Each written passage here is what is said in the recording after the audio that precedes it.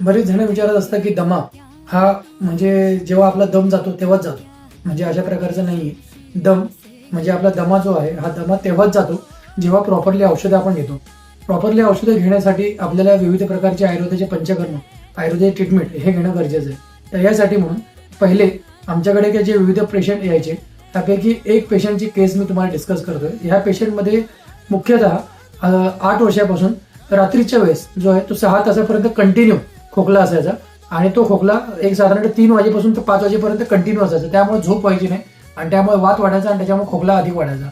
तर हे 8 वर्षी ट्रीटमेंट त्यांनी विविध प्रकारचे नेझल स्प्रेज, त्यानंतर जे विविध प्रकारचे जे ते एरोझोल्स आहेत ते सगळे घेतले. हे सगळं करून सुद्धा त्यांना काहीही फायदा आला नाही आणि एवढं सगळं करून त्यांना आयुर्वेदाची ट्रीटमेंट त्यांना कोणतरी सुचवली.